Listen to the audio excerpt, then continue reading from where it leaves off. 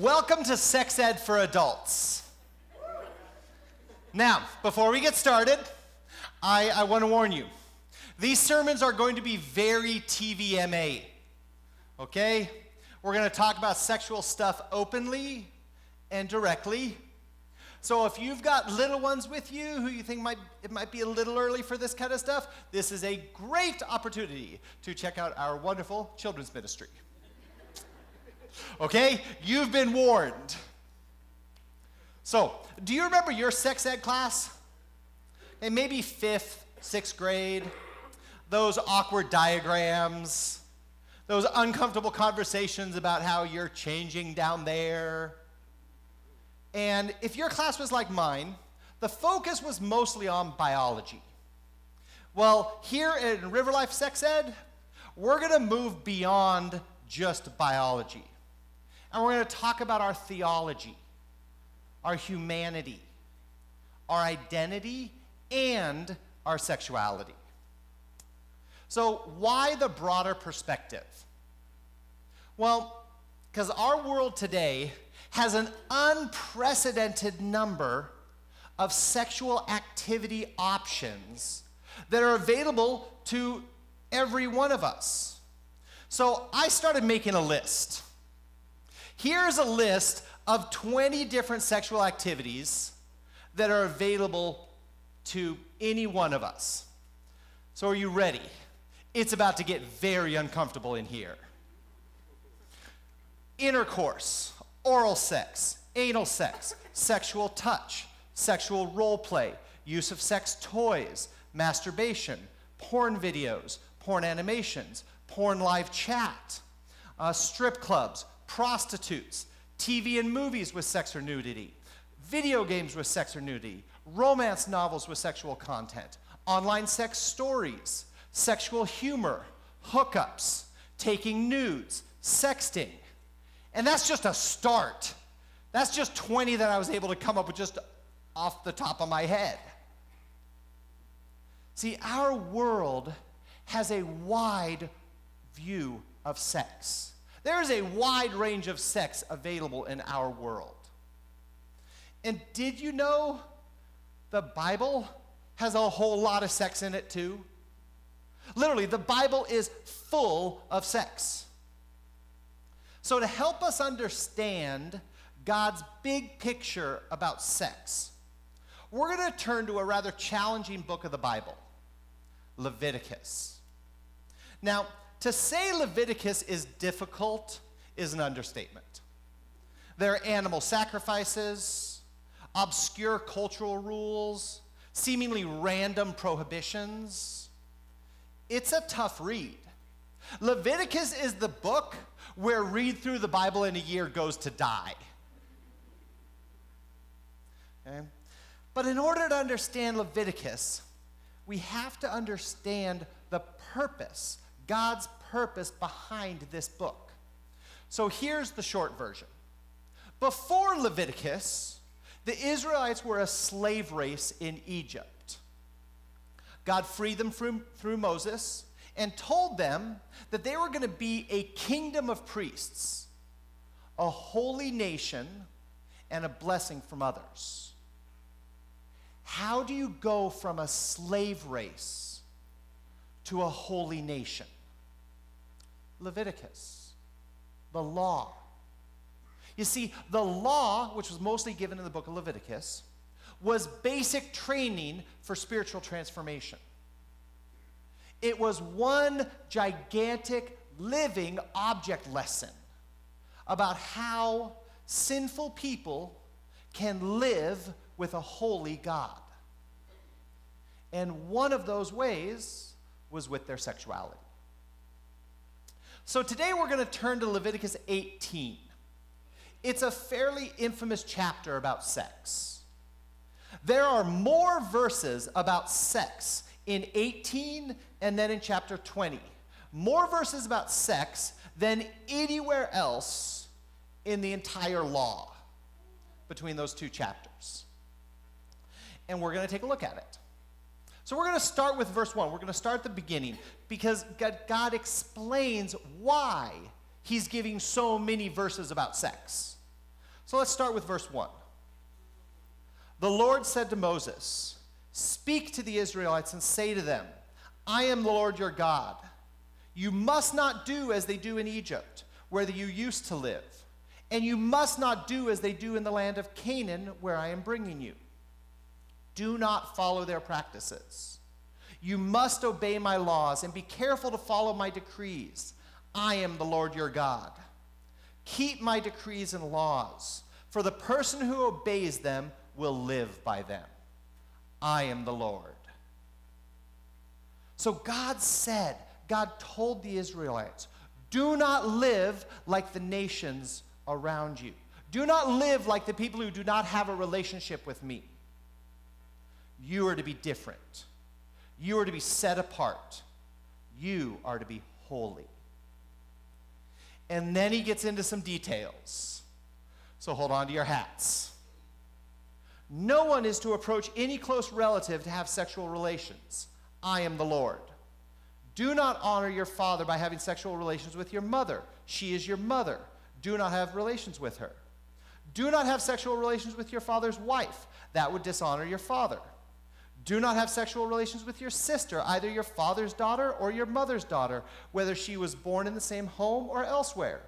Do not have sexual relations with your son's daughter or your daughter's daughter. That would dishonor you. Do not have sexual relations with the daughter of your father's wife, born to your father. She is your sister. Do not have sexual relations with your father's sister. She is your father's close relative. Do not have sexual relations with your mother's sister, because she is your mother's close relative. Do not dishonor your father's brother by approaching his wife to have sexual relations. She is your aunt. Do not have sexual relations with your daughter-in-law. She is your son's wife. Do not have relations with her. Do not have sexual relations with your brother's wife. That would dishonor your brother. Do not have sexual relations with both a woman and her daughter.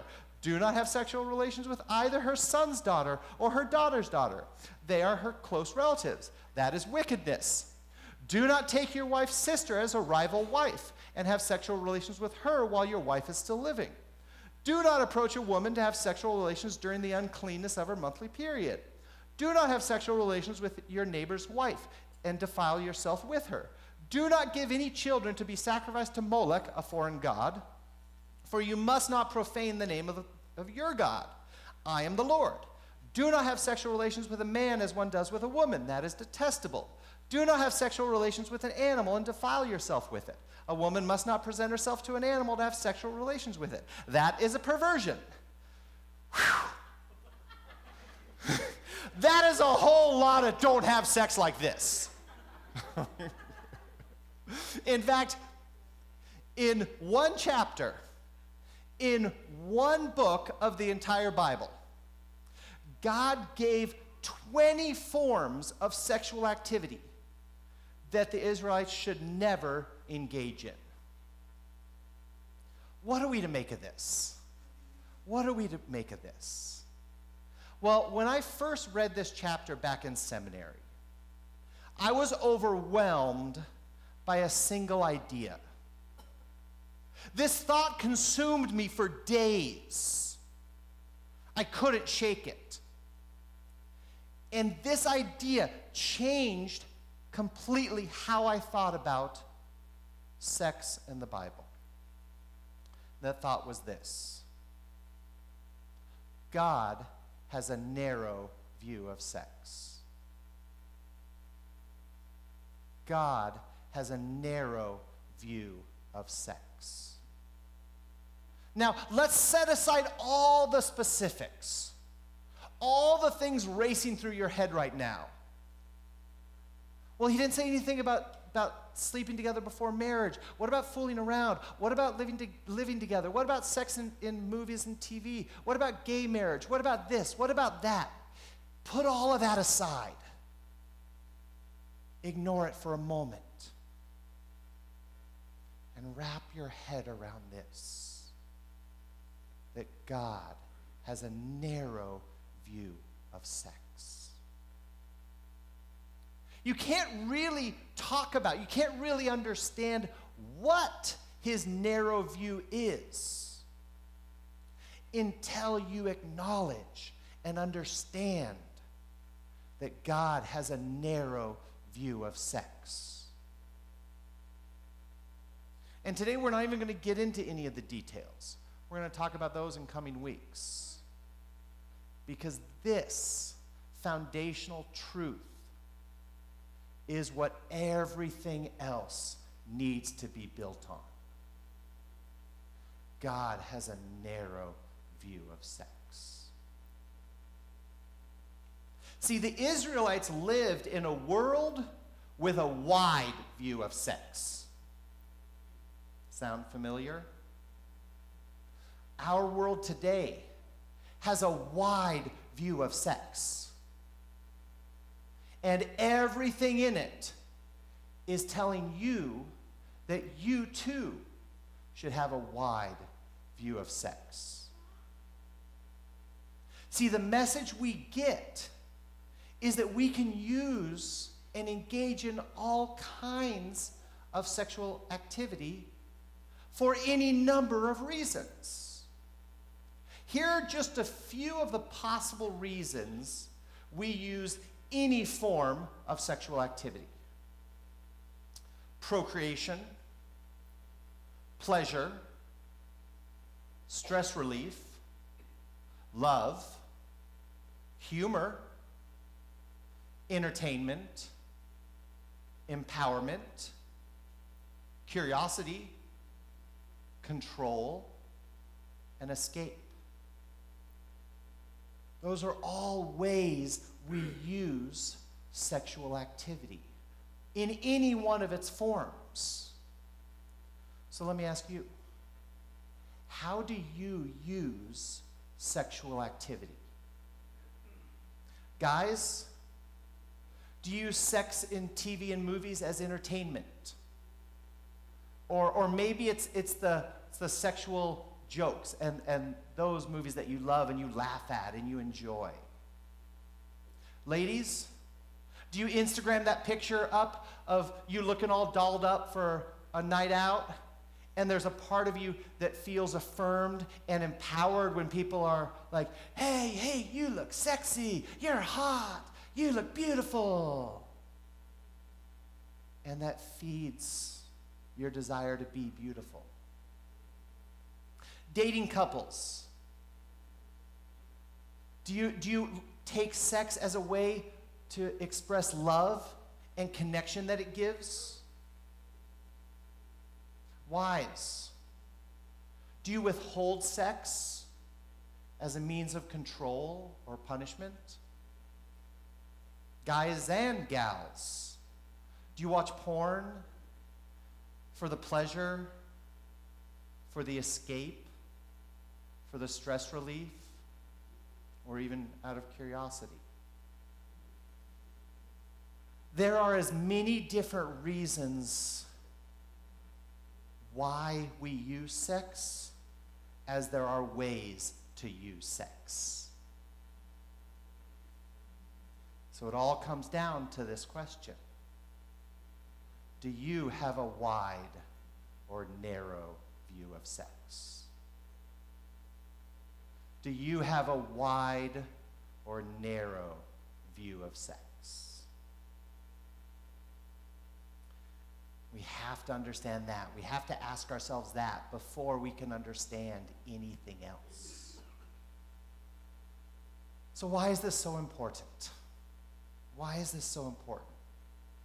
Because, see, we're like the Israelites. We are still a sinful people trying to live with a holy God.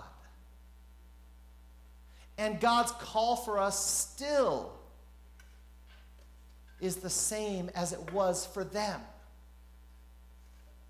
Do not live like the people who don't have a relationship with me. You are to be different. You are to be set apart. You are to be holy. That call has not changed in 4,000 years. And when it comes to our sexuality, that begins with a narrow view of sex.